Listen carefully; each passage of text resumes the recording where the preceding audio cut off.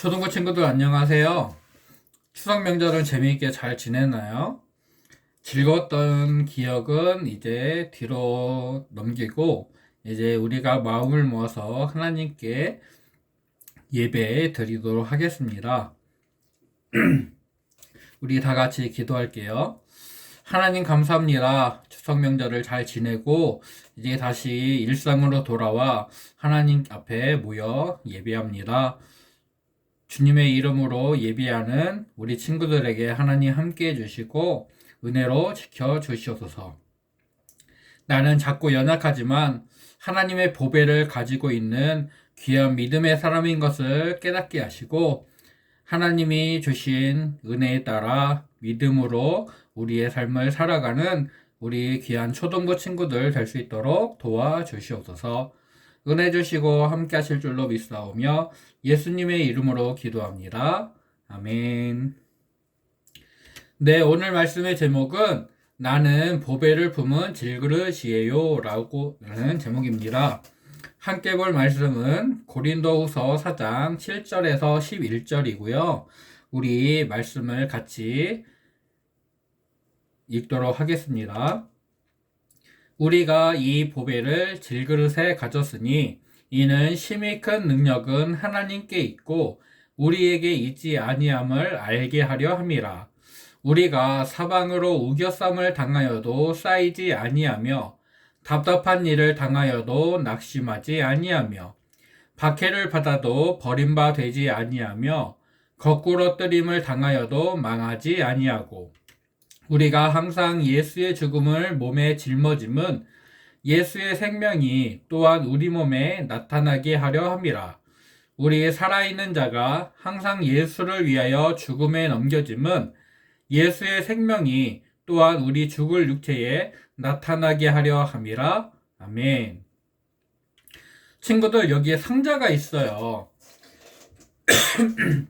여기에 뭐를 담으면 좋을까요? 누군가는 장난감을 담을 테고 누군가는 선물을 담을 수도 있겠고요. 편지나 책이나 어떤 것들을 담을 수 있을 거예요. 이 상자는 똑같은 상자이지만 여기에 무엇이 담겨 있느냐에 따라서 장난감 상자, 도구 상자, 선물 상자, 고기 상자, 과일 상자 이렇게 바뀌게 됩니다.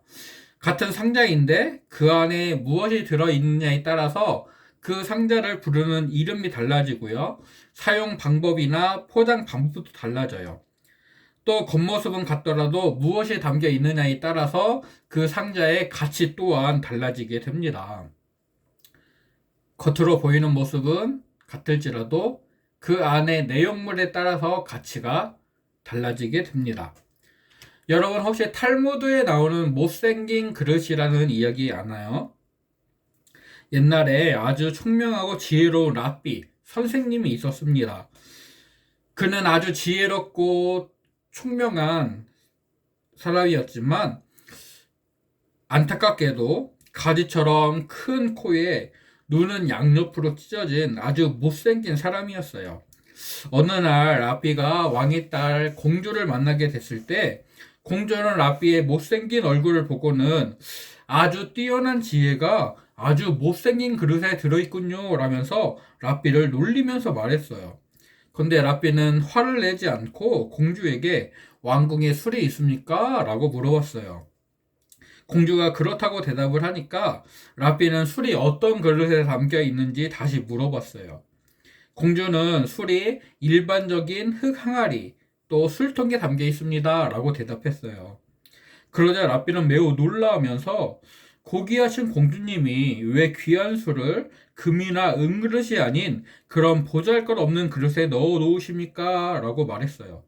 이 말을 들은 공주는 왕궁의 술들을 금그릇과 은그릇에 옮겨 담게 했어요. 그러자 술맛이 변해서 그 술들을 먹을 수 없게 됐어요. 얼마 후에 식사를 하다가 술을 먹게 된 왕이 크게 화를 냈어요. 술맛이 왜 이렇느냐? 도저히 먹을 수가 없구나. 왕은 술이 금그릇과 은그릇에 옮겨져서 담겨 있는 것을 보게 됐어요. 그리고 누가 이런 어리석은 일을 했냐면서 아주 화를 많이 냈어요. 그때 공주가 말해요. 그렇게 하는 것이 좋다고 생각해서 제가 그렇게 했습니다. 왕은 공주를 꾸짖고 화가 난 공주는 랍비를 찾아갔어요. 랍비여, 당신은 왜 나에게 술을 옮겨 담으라고 권했나요? 술 맛이 변할 것을 미리 알고 있었나요? 왜 나한테 이렇게 한 거죠? 그때 랍비가 씩 웃으면서 말했어요. 공주님, 저는 단지 아무리 귀중한 것이라도 때로는 싸구려 항아리에 넣어두는 것이 더 좋을 때가 있다는 것을 알려드리려고 했을 뿐입니다. 상자 안에 담겨 있는 물건의 가치에 따라서 상자의 가치도 변하게 돼요. 또 탈무드에 있는 못생긴 그릇의 이야기는 겉으로 보이는 모습보다 그 안에 무엇이 담겨 있는지가 더 중요하다는 것을 우리에게 알려주고 있어요. 오늘 우리가 읽은 말씀은 고린도 후서였죠. 고린도 전서와 고린도 후서는 사도 바울이 고린도 교회에 보낸 편지예요. 이 편지에서 바울은 우리는 질그릇이지만 그 안에 아주 귀한 보배가 담겨 있다라고 말하고 있어요. 여러분, 질그릇은 진흙을 빚어서 유약을 바르지 않고 불에 구워 만든 그릇을 말해요. 대부분의 질그릇은 500도씨 정도의 불에서 굽는다고 하고요. 그 중에서 1000도씨 이상의 불에서 굽고 약품 처리를 하지 않은 그릇을 도기라고 부른대요. 또 유약을 바르는 약품 처리를 한 그릇들을 자기라고 부른대요. 이것들을 합쳐서 도자기라고 하죠. 우리가 TV에서 역사책에서 많이 보게 되는 청자라든지 백자, 고려시대는 청자가 유행했고 조선시대는 백자가 유행했는데 이런 것들을 자기라고 불러요. 이것들은 진흙으로 만들어서 약품 처리를 하고 불에서 구운 아주 보기 좋은 예쁜 그릇들이죠. 진흙으로 만든 질그릇은 불에 구워서 단단해지기는 했어요. 하지만 그래도 약하고 깨지기가 쉽고 또 가치가 없기도 해요. 이런 그릇들을 질그릇이라고 부르는 거죠. 그래서 성경에서는 사람의 연약함을 질그릇에 비유할 때도 있어요. 이사야 45장 9절 말씀을 보면 질그릇 조각 중에 한 조각 같은 자가 라고 말씀하고 요한계시록 2장 27절을 보게 되면 그가 철장을 가지고 그들을 다스려서 질그릇 깨뜨리는 것과 같이 하리라 라고 말씀하고 있어요. 우리가 흔히 보는 도자기, 청자라든지 백자 같은 것이 아니라 그냥 진흙으로 만들고 그것을 불에 구워서 만드는 그런 그릇들은 아주 연약하고 깨지기 쉽고 가치가 없는 것을 가리켜요. 이것이 사람의 연약함을 비유하는 이유는 사람이 죄의 종이고 죄의 유혹을 쉽게 받기 때문에 그래요. 우리들은 믿음의 길을 걸어가고자 하는 소망을 품고 살면서도 죄의 유혹에 자주 빠지고 넘어지는 연약함을 가지고 있어요. 또 우리는 하나님의 사랑이나 은혜, 또 하나님의 선물인 구원을 받을 만한 자격이나 공로가 전혀 없어요. 내가 무엇을 했다고 해서 내가 구원을 받지 않아요. 내가 하나님을 믿기 때문에 하나님이 나를 사랑하시는 것이 아니에요. 내가 죄인 되었을 때 하나님이 나를 먼저 사랑하셨고 나에게 은혜를 베푸셨고 나에게 구원을 선물로 주셨어요. 하나님이 나에게 주시는 구원은 하나님께서 사랑으로 계획하시고 또 예수님이 십자가에서 이루신 오직 하나님의 은혜로 주어지는 것이에요. 선물로 받는 것이죠. 행위에서 나는 것이 아니라고 성경은 분명히 말씀하고 있어요. 그래서 바울은 우리가 깨지기 쉬운 가치가 없는 질그릇이라고 말을 해요. 보통은 좋고 아름답고 비싸고 튼튼한 그릇에 보물을 담아요. 그런데 하나님은 깨지기 쉽고 가치가 없는 질그릇에 하나님의 보배를 담으셨어요. 이것은 구원을 베푸시고 은혜를 주시는 것이 우리에게서 나오는 것이 아니라 우리의 어떠함에서 나오는 것이 아니라 하나님께로부터 주어지는 하나님의 선물이고 하나님의 은혜임을 우리에게 분명히 알려주시기 위해서예요. 바울이 고린도 지역에서 복음을 전하고 고린도 교회를 세웠습니다. 고린도 교회에서 사람들에게 말씀을 가르치고 교회를 열심히 섬기다가 또 이곳저곳을 다니면서 전도를 하고 다른 지역에서도 교회를 세웠어요. 그러는 동안에 고린도 교회에 어떤 사람들이 바울을 비난하고 반대하는 모습을 보여줬어요. 거짓 교사들이 나타나서 바울을 비난하고 반대한 거예요. 그들은 뭐라고 말했냐면 그의 편지들은 무기가 있고 힘이 있는데 그를 몸으로 만날 때는 직접 만날 때는 약하고 그 말도 변변찮다 시원하지 않다라면서 자기들은 바울보다 뛰어나고 말도 잘하고 그런데 바울은 거짓말을 하는 거고 우리들을 속이는 거다라고 거짓말을 했어요. 바울은 이런 사람들에게 바울을 비롯한 하나님을 믿는 사람들은 질그릇처럼 연약하지만 그러나 하나님의 보배를 가지고 있다. 겉으로 보이는 것이 중요하지 않고 그 안에 무엇을 담고 있느냐가 더 중요하다라고 말했어요. 즉 바울은 그래 너네 거짓 교사들 말처럼 나는 질그릇처럼 약해. 하지만 나에게는 하나님이 주시는 보배를 가지고 있어.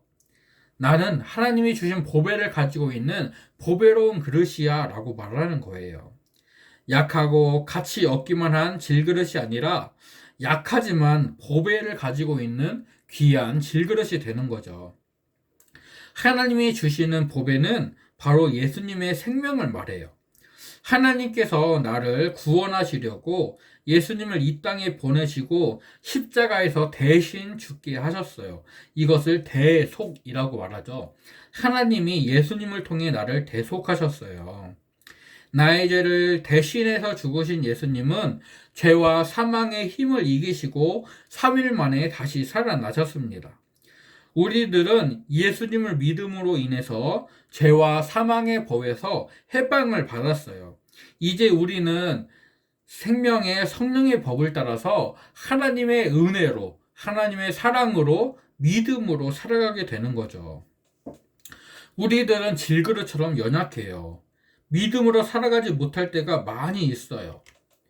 하지만 우리들은 예수님의 생명을 가지고 있는 질그릇이에요. 하나님의 보배를 가지고 있는 보배로운 그릇인 거죠. 그릇의 재질, 겉모양, 어떤 무늬를 가지고 있는지, 단단한지, 이런 것들보다 그릇이 담고 있는 것의 가치가 그 그릇의 가치를 결정해요. 내 겉모양, 내가 잘하고 못하는 것, 이것이 나를 결정하는 것이 아니라 내 안에 예수님의 생명이 있는지, 내 안에 하나님의 은혜가 있는지가 나의 가치를 결정한다는 거예요. 또 모든 그릇들은 저마다의 쓰임새를 가지고 있어요. 각각 목적에 맞는 쓰임새가 있죠. 어떤 것은 밥그릇, 어떤 것은 반찬그릇, 또 어떤 것에는 보배를 넣어두고 또 어떤 그릇에는 쓰레기를 담아두고 저마다의 쓰임새가 있고 목적이 있습니다. 나는 연약한 질그릇이에요. 하지만 하나님의 보배를 가지고 있는 보배로운 그릇이죠. 연약하고 부족한 나를 통해서 하나님은 하나님의 능력을 나타내시고 또 하나님의 놀라운 일을 이루세요. 아, 나는 부족한 게 많아. 나는 못하는 게 너무 많아. 나는 아무것도 아니야. 라는 생각이 들면서 내가 질그릇인 게, 내가 가치가 없는 게 크게 느껴질 때가 있어요. 하지만 그때마다 그래, 나는 연약하고 부족해. 나는 아무것도 아니야. 하지만 내 안에는 예수님의 생명이 있어. 내 안에는 하나님의 보배가 있어. 하나님이 나를 위한 목적을 가지고 계셔. 라고 하나님의 뜻을 기억하고 하나님의 사랑을 기억하고 작고 연약한 나를 통해서 하나님의 능력이 나타날 것을 기대하면서 믿음으로 살아가는 우리 초등부 친구들이 되기를 간절히 소원하고 축복합니다. 나는 질그릇처럼 가치없고 연약해요. 하지만 하나님의 보배, 예수님의 생명을 가지고 있는 보배로운 그릇이에요. 내 안에는 예수님의 생명이 있기 때문에 나는 보배로운 그릇이에요.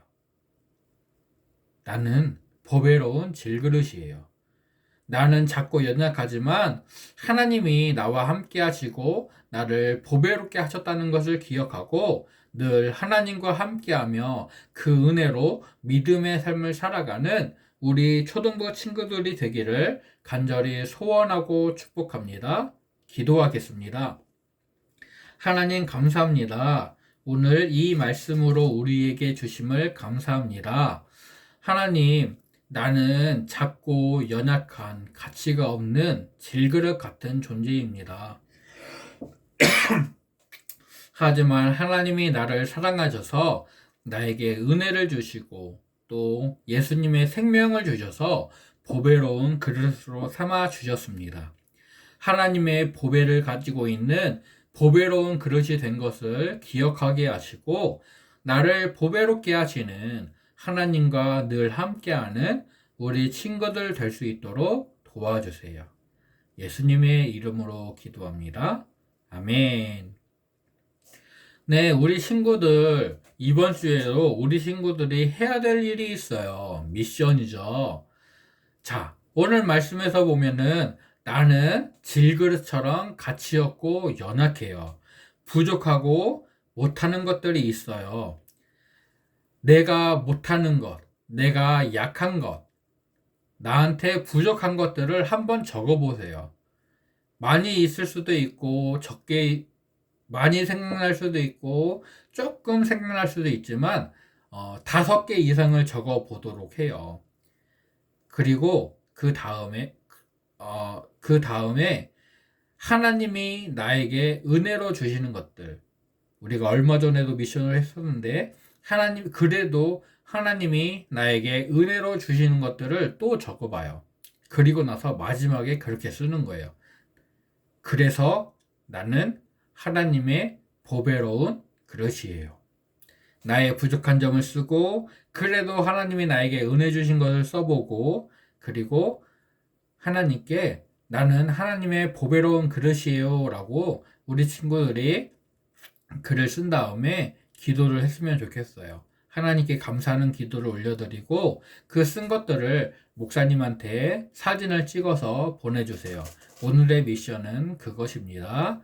네, 우리 친구들 명절은 잘 보냈고 이제 일상으로 돌아가야 되는데 또 일상에서도 열심히 생활하다가 우리 꼭 다시 잘 만나요. 안녕.